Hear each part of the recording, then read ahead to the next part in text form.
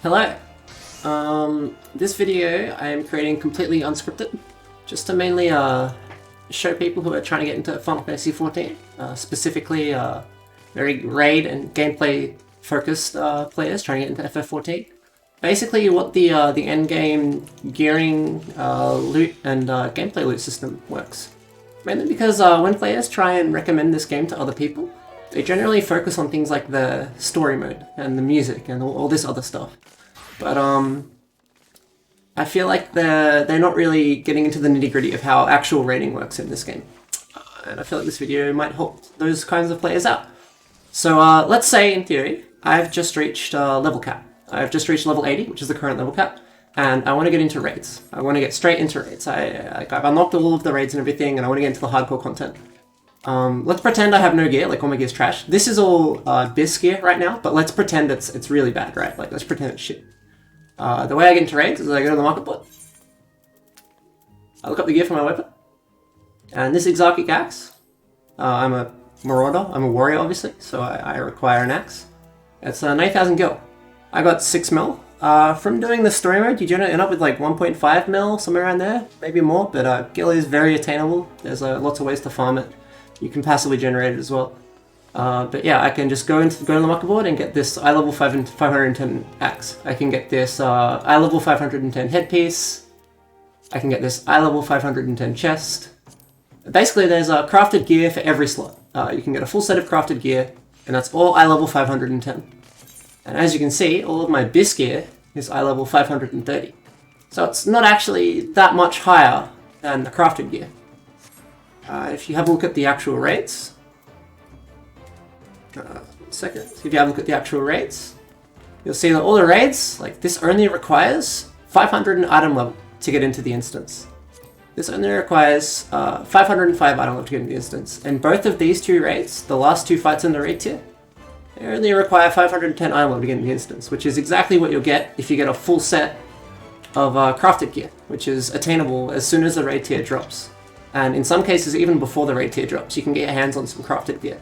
So the Savage entry point, the Savage is the raid tier, like the hard content. The entry point to Savage is literally completely accessible as soon as you start, and it's complete. You can complete all of Savage with it. Now, week 1, clearing Savage week 1 with only crafted gear is very difficult. The DPS checks are very tight, and it's a very prestigious thing to be able to clear Savage week 1. But it is doable. Obviously, the longer the fight's out, the easier it will get to clear, because more people will get gear. You'll get more gear from clearing the earlier fights in the tier. But if you walk into E9S with a full crafted set of gear, which is the first fight of this raid tier, there's you're going to be able to do it, and you'll going to be able to get gear from E9S, which will carry you through next week. You'll be able to slowly progress your gear up. But yeah, week 1 people can and do clear with a full set of crafted gear, and that's how you get in. Like, you literally you can buy a set. There's no other bullshit you have to do or anything. No dailies, no weeklies. You don't have to worry about any of that. And for actually getting into raids and such, obviously you can form a static and raid with a static. But at any point you can pull the party finder and just enter. Like, this is a party finder searching for the third fight of the raid tier right now, Anamorphosis. There's 4 fights in a raid tier. There's actually 5 bosses in this raid tier, but there's still only 4 instances. And like, this person's searching for a party finder for the third fight in the raid tier right now, and you can just join in and play it. Pugging in this game is very doable. I've heard that from WoW, pugging is like a nightmare, and you don't really want to do it. You won't get to the end of the fights. But in this game, if you pug, you'll do fine. Like, I intend to pug next tier, and I'll just, I'll do it. There's no reason why you can't. The fights are designed in such a way that pugging is viable. You don't. Voice chat makes a lot of things easier, but it's not necessary for anything, really. In Savage fights, at least. In Ultimate fights, it's a different question. But, yeah, right now it is 11:30 on a Monday. 11:30 AM on a Monday, so obviously Party Finder isn't really very active, but at peak times, at least on the Japanese data center, I'm Australian, so I'm from the Japanese data center. I can't comment on other data centers, but on the Australian data center, it's like, on the Japanese data center rather, it's very active. Like, you'll be able to find any fight, at peak times. You'll be able to put a server up, put a party finder up, and just have it filled with people, and that's just how you can do the whole tier. Especially when the raid tier is new. The raid tier is quite old right now, so it's not as active as it used to be. But it's still, like, you can still do any fight pretty much. There's learning parties, farm parties, practice parties, like old parties, anything. So yeah, that's how you get into raid tier, and you can do it without having to form a static or a guild or whatever. You can just do it. Now, what loot does Savage drop? So you might notice in my inventory, I have these Edenmore necklace coffers, and the gear for my base is Edenmore gear. This is eye level 530 gear. Now, if you have a look at this gear says required level 80, eye level 530. That's BIS. What item this chest coffer gives you after you use it depends on what class you open it with. So basically, this is a token that will give you the BIS for your job. For the job that you're opening with it, guaranteed. You don't have to worry about getting the right piece to drop or whatever. And 3 of these will drop every clear. It's weekly locked at the start of a tier. So you get you roll between the 7 other players in the instance to try and get one of these. And if you get it, you just get your BIS. Like you don't have to worry about it. And if you get unlucky and you can't get these, instead you get these books. Book of Umbra, Book of Litany, Book of Eternity, and there's also Book of Anamorphosis, but I don't have any right now. And these books you can use, just go to the vendor. These books are very valuable. You can trade these books in directly for Savage loot. If you get really unlucky and you don't win any rolls on all of your gear or whatever, like even though it drops like the piece that you need, sometimes you just get unlucky with other players and like they get all the drops or whatever, or it's pugging, you just get unlucky. You go to this person here, and you can trade your books in for loot, and that's BIS. This is all BIS.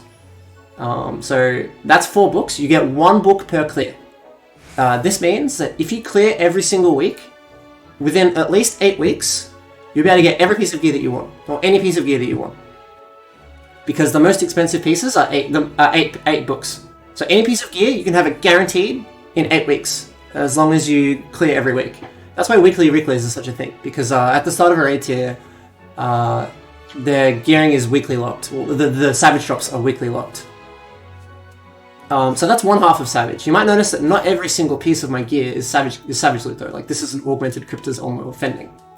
That's acquired through this currency called Tombstones.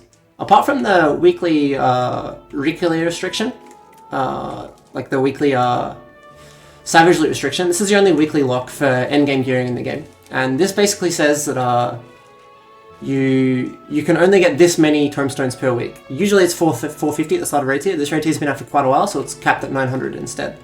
And basically you trade those tombstones in right here for some other gear. This is eye level 520, you might notice. However, with Savage loot, you can upgrade this to eye level 530, and that's your other BIS. Basically, each job's BIS will be some parts Savage loot, some parts Tombstone gear. It's a mix. But yeah, that's how you get your 2 BISs, and that's really all there is to it. That's how you get your BIS, and you don't even need your BIS to clear. Like, you can clear with Crafted. Any additional gear is just stuff on top. Like, this game is not very gear gated for progress. If you're really good, you can clear the entire tier with crafted gear, or if you get carried by the player's DPS. The gear getting in this game is not very restrictive at all. So that's for the current raid tier. What if you want to go back to old raid tiers? And this is something that I really don't understand about WoW. I don't want to talk about WoW, but like, well, basically, any old raid tiers, like this is the current raid tier, right? The old raid tiers are all here. I can still queue for them, I can still access them, I can still make up people to play for them. And because of these 2 settings, minimum eye level and silence echo, I can still play them as if they were current. I can still play them at relatively the same difficulty level they were when they came out. It's not going to be exact, because of the job changes, the abilities you have might change, and some stuff might be a bit jank. But at least for level 70 content, and for all of level 80 content, it's very well preserved. And you'll have a look here. I can go all the way back to A Realm Reborn, and this is what Asmongold has been doing on his streams lately. He's been doing these fights, the Coils of Bahamut, at minimum eye level, silence echo, and it's relative to the difficulty it was when it first came out, like 7-8 years ago or something. I don't even know how old it is, and it's still preserved. You can still play it in that state, and it's really nice. If you get 7 people together to do this content, you can just do it, and it's still a challenge. All these fights, all these mechanics, it's still fun to do. And from what I've heard, that's not really a thing in WoW, and that just seems like such a waste. But yeah, that's how content is preserved in this game, and you don't need to worry about gearing for these, obviously, because I mean, I have all this gear, and it's going to sink me down to minimum my level anyway. But yeah, you can go back and do it just for the fun of it, or for the challenge. Now, the last thing in this game, the last big thing that I'll talk about is ultimates. You might have heard that ultimates are like the big challenge for this game. They're like the big dig challenge, like the hardest thing in the game, and they are. I have my transmog, my glamour, this axe, and this title, the legend, come from clearing an ultimate. And they are what you use to show off. Like, if you want to show off, you put on this weapon and you put on this title. You could say I'm a bit of a show off. But yeah, that's how you show that you're a gamer. You put those on, and they're the most prestigious rewards in the game, pretty much. It's how you show you're a hardcore raider. It's how you show that you're good enough to clear them. And ultimates are always in the high-end duty tab.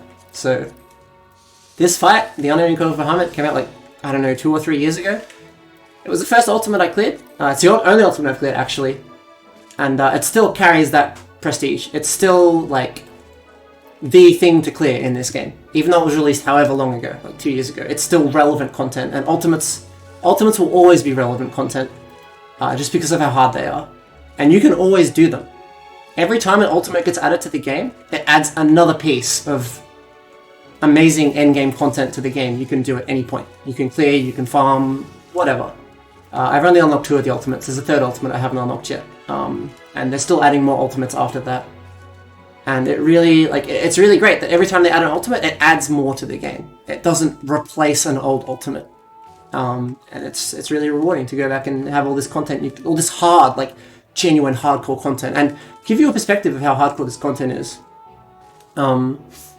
So, I don't know much about WoW. From everyone I've talked to, generally the world's first raiders in WoW will clear the raid tier about a week and a half into it, like the really hardcore, like esports world first raiders. And that's like 8 to 12 fights, about 10 to 15 minutes each fight. So I don't know how many minutes of content there is, I don't do the maths. I mean, it's like probably like 100 minutes, 150 minutes, somewhere around that. For ultimates, these are 15 to 18 minute boss gauntlets, single instances, and the first one was cleared in 1 week and 4 days, so a week and a half. The second one was cleared in 1 week, and the third one was cleared in 1 week and 3 days for 18 minute fights.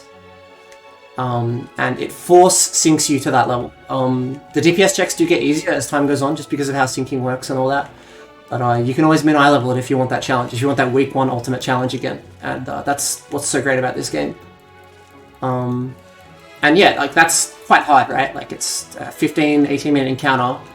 Like, it's not that long, it's not that much content, but it still takes that much time, that many pulls, that many hours to get through. And because it's 8-man content, the personal responsibility for each player is much better.